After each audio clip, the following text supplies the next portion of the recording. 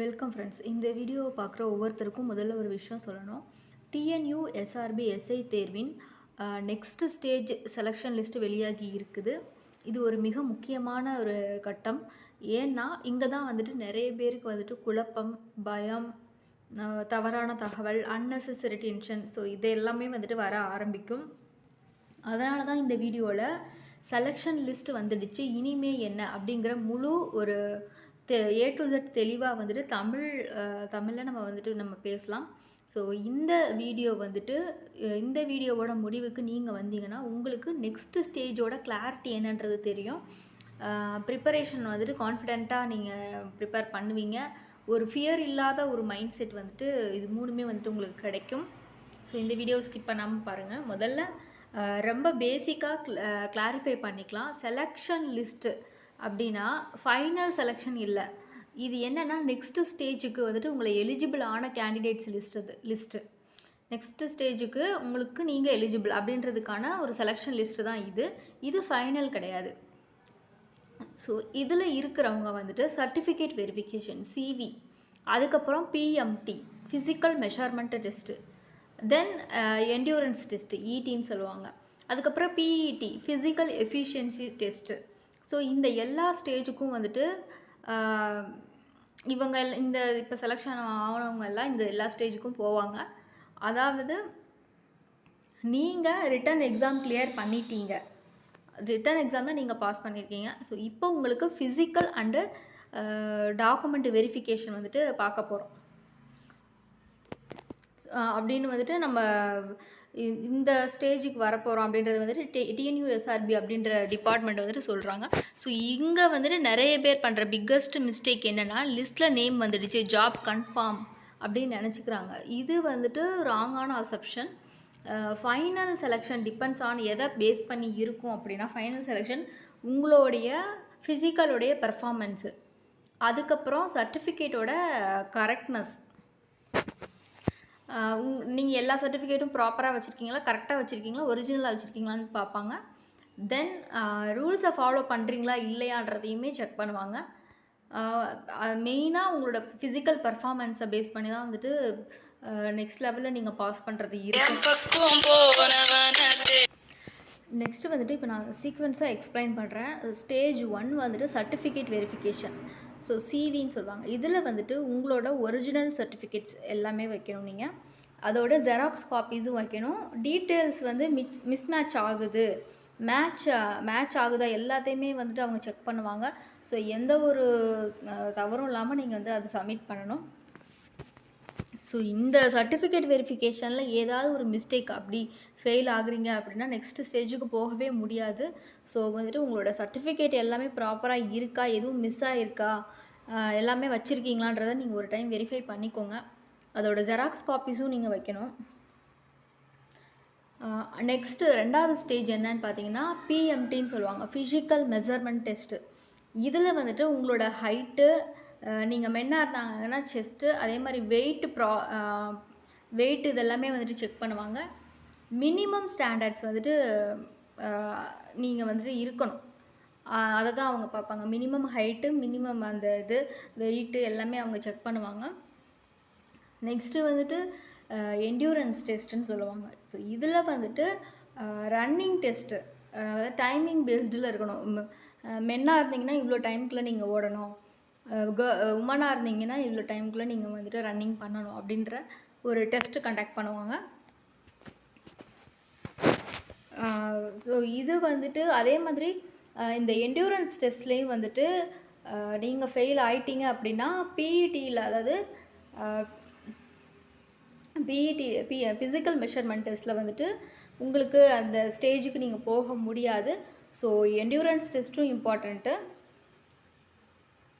Physical efficiency test, இதில் வந்துட்டு final மெரிட்டுக்கு points வந்துட்டு சேர்க்குறது ஒரு ஸ்டேஜ் தான் வந்துட்டு இந்த பிஇடின்னு சொல்கிறாங்க. இந்த பிஇடியில் வந்துட்டு long jump, high jump, running extra இந்த மாதிரி நிறைய இருக்கும். ஸோ இங்கே தான் வந்துட்டு ஒரு ரியல் காம்படிஷனே ஸ்டார்ட் ஆகும்.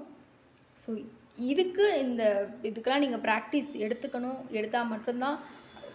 ஏன்னா காம்படிஷன் இதில் ஹையாக இருக்கும், long jump, high jump, running அப்படின்றதுனால.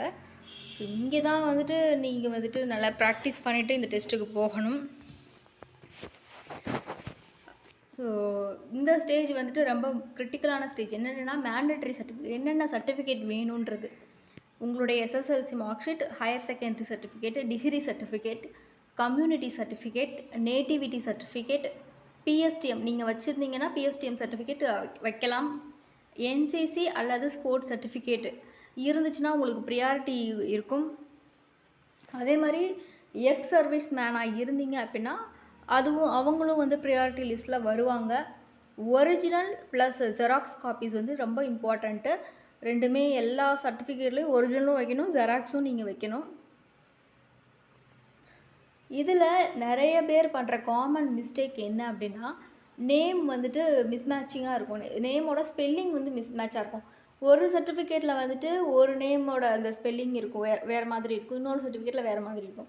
ஸோ அந்த நேம் வந்து மிஸ்மேட்சாக இல்லாமல் நீங்கள் பார்த்துக்கோங்க. 2 நேம் இருக்குது அப்படின்னா அந்த 2 நேமுக்கு நடுவில் ஸ்பேஸ் இருக்குமா இல்லை இருக்காதா, எல்லா சர்டிஃபிகேட்லேயும் ஒரே மாதிரி தான் இருக்கா அப்படின்றதையும் செக் பண்ணிக்கோங்க. அதே மாதிரி உங்களுடைய டேட் ஆஃப் பர்த்து வந்துட்டு எல்லா சர்டிஃபிகேட்லேயும் ஒரே மாதிரி தான் இருக்குதா அதையும் வந்துட்டு வெரிஃபை பண்ணிக்கோங்க. கம்யூனிட்டி சர்டிஃபிகேட் இது வந்துட்டு அவுடேட்டடாக இருக்கா இல்லை ரினியூவல் பண்ண நியூவான கம்யூனிட்டி சர்டிஃபிகேட் இருக்கான்னு வெரிஃபை பண்ணிக்கோங்க. ஏன்னா புது கம்யூனிட்டி சர்டிஃபிகேட் புது அத்தாரிட்டி சைன் போட்டது இருக்குதான்றதை வெரிஃபை பண்ணிக்கோங்க. லாஸ்ட் மினிட்ல கம்யூனிட்டி சர்டிஃபிகேட் தப்பாக இருக்குதுன்னு சொல்லிட்டாங்கன்னா, ஏன்னா இதில் சர்டிஃபிகேட் வெரிஃபிகேஷனில் தான் மோஸ்ட்லி நிறைய ஸ்டூடெண்ட் வந்துட்டு நிறைய பேர் வந்துட்டு கேண்டிடேட் வந்துட்டு இதில் வந்துட்டு ஃபெயில் ஆகிறதுக்கான வாய்ப்பு அதிகமாக இருக்குது. ஸோ அதனால் வந்துட்டு கம்யூனிட்டி சர்டிஃபிகேட்லாம் வந்துட்டு அவுடேட்டடாக இருக்கா அப்படின்றத ஃபஸ்ட்டு பார்த்துக்கோங்க. அதே மாதிரி பிஎஸ்டிஎம் வந்துட்டு ப்ராப்பர் ஃபார்மேட்டில் சில பேருக்கு இல்லாமல் இருக்கலாம். இப்போ அந்த இ சேவை மையத்துலலாம் வந்துட்டு இது ரிஜிஸ்டர் பண்ணி அந்த பிஎஸ்டிஎம் சர்டிஃபிகேட் நிறைய பேர் வாங்குகிறாங்க. ஸோ அந்த நியூ ஃபார்மேட் தான் உங்கள்கிட்ட இருக்கா, ஓல்டு ஃபார்மேட்டு இல்லாமல் நீங்கள் பார்த்துக்கணும். ஸோ இதில் தான் மோஸ்ட்லி இப்போ நான் சொன்ன இந்த 3 மிஸ்டேக்கில் தான் வந்துட்டு நிறைய பேர் வந்துட்டு ரிஜெக்ட் ஆகுறாங்க. அதுக்கான சான்ஸ் வந்து அதிகமாக இருக்குது. ஒன்று நேம் ஸ்பெல்லிங்கு, இன்னொன்று date of birth, community certificate check பண்ணிக்கோங்க. பிஎஸ்டிஎம் வந்துட்டு நியூவாக இருக்கிறது வந்துட்டு இருக்கான்னு செக் பண்ணிக்கோங்க. எல்லாருக்கும் சொல்கிற ஒரு அட்வைஸ் என்னென்னா, ஜெராக்ஸ் காப்பீஸ் வந்துட்டு கரெக்டாக ஒன்று எல்லாத்துலையும் எடுத்துகிட்டு போகாமல் எல்லாத்துலேயுமே வந்துட்டு எக்ஸ்ட்ரா எடுத்துகிட்டு போங்க. ஜெராக்ஸ் காப்பீஸ் எவ்வளோ அதிகமாக இருக்கோ அது கொஞ்சம் எக்ஸ்ட்ராவே எடுத்துகிட்டு போங்க. உங்களோட ஃபைலை வந்துட்டு நீட்டாக அரேஞ்ச் பண்ணி கொண்டு போங்க. அஃபீஷியல்ஸ் கேட்டதுக்கு மட்டும் ஆன்சர் பண்ணுங்கள். அஃபீஷியல் அவங்க என்ன கேட்குறாங்களோ அதுக்கு மட்டும் ஆன்சர் பண்ணுங்கள். ஓவராக நீங்கள் எக்ஸ்ப்ளனேஷன் வந்துட்டு அவங்களுக்கு கொடுக்க வேண்டாம். நெக்ஸ்ட்டு வந்துட்டு பிஎம்டி அதோட டிப்ஸ் நம்ம பார்த்துடலாம். ஹைட் மெஷர்மெண்ட்டுக்கு முன்னாடி நீங்கள் வந்துட்டு ப்ராப்பராக உங்களுடைய ஸ்லீப் எடுத்துக்கோங்க. டீஹைட்ரேஷன் அவாய்ட் பண்ணுங்கள். அதே மாதிரி மெஷர்மெண்ட் போது நீங்கள் ரிலாக்ஸாக இருக்கணும். ஸோ இதெல்லாம் வந்துட்டு நீங்கள் ஃபாலோ பண்ணிக்கோங்க. அதே மாதிரி என்டியூரன்ஸ் டெஸ்ட் அப்போது நீங்கள் வந்துட்டு ரன்னிங் ப்ராக்டிஸ் பண்ணிவிட்டு போங்க. ரன்னிங் ப்ராக்டிஸ் பண்ணாமல் அங்கே போயிட்டு பர்ஃபார்ம் பண்ணாதீங்க. கம்ஃபர்டபுளான ஷூஸ்லாம் போட்டுக்கோங்க. வார்ம் அப் வந்துட்டு கம்பல்சரி நீங்கள் அதை எடுத்துக்கணும். ஸோ இதெல்லாமே வந்துட்டு ஒரு டிப்ஸாக நீங்கள் எடுத்துக்கோங்க. ஏன்னா என்டியூரன்ஸ் டெஸ்ட்டோட குவாலிஃபையிங் டெஸ்ட் தான் வந்துட்டு அதனால தான் வந்துட்டு ஓவர் டென்ஷன் வந்துட்டு அதிகமாக இருக்கும். அதனால் இதெல்லாம் நீங்கள் ப்ராக்டிஸ் முன்னாடி நீங்கள் எடுத்துகிட்டு போங்க. அதே மாதிரி பிஇடிக்கு பார்த்தீங்க அப்படின்னா ஸ்ட்ரென்த்து ப்ளஸ் வந்துட்டு ஸ்பீட் பேலன்ஸ் இம்பார்ட்டண்ட்டு. உங்களோட இன்ஜுரி இந்த மாதிரி ஏதாவது இருந்துச்சு அப்படின்னா இன்ஜுரியெல்லாம் அவாய்ட் பண்ணுங்கள். நிறைய பேர் கேட்குற கொஷின் என்னென்னா, செலெக்ஷன் லிஸ்ட்டில் நேம் இருந்தால் ஜாப் கன்ஃபார்மா அப்படின்னு கேட்குறீங்க. ஸோ அது கிடையாது. அது செலெக்ஷன் லிஸ்ட்டுன்றது உங்களுக்கு அடுத்த ஸ்டேஜுக்கு போகிறதுக்காக மட்டும்தான். இதுவே தவிர இதுதான் வந்துட்டு ஃபைனல் செலெக்ஷன் லிஸ்ட்டு கிடையாது. இடி ஃபெயில் ஆனீங்க அப்படின்னா பிஇடியில் சான்ஸ் இல்லை.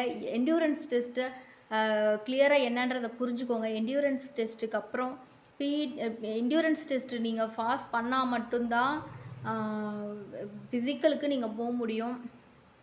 ஸோ அதை ப்ராக்டிஸ் பண்ணிவிட்டு போங்க. சர்டிஃபிகேட் மிஸ்மேட்ச் அது வந்துட்டு அதுவுமே வந்துட்டு டிஸ்குவாலிஃபைங் பாசிபிள் அதிகமாக இருக்குது. ஸோ சர்டிஃபிகேட்டை ப்ராப்பராக எடுத்து வைங்க. PSTM case effect so official notice follow பண்ணுங்கள். பிஎஸ்டிஎம் சர்டிஃபிகேட் எந்த மாதிரி வாங்கணும், நீங்கள் போய்ட்டு நார்மலாக போயிட்டு ஸ்கூலில் போயிட்டு இந்த முன்னாடிலாம் வந்துட்டு பிரிண்ட் அவுட் எடுத்துகிட்டு போய் சைன் வாங்கிட்டு வருவாங்க. அந்த மாதிரி கிடையாது. இப்போது சிஸ்டமே வேறு மாதிரி இருக்குது. ஸோ நம்ம அப்ளை பண்ணிவிட்டு அதோட பிரிண்ட் அவுட் காப்பி மாதிரி ஸ்கூல்லேருந்து கொடுப்பாங்க. ஸோ அந்த இதுதான் வந்துட்டு நீங்கள் வாங்கணுமே தவிர அது கரெக்டாக என்னன்றதை நீங்கள் பிஎஸ்டிஎம் சர்டிஃபிகேட் வந்துட்டு அனலைஸ் பண்ணி அது கரெக்டான இப்போது இருக்கிற ட்ரெண்டில் இருக்கிற அந்த ஃபார்மேட் வாங்குங்க.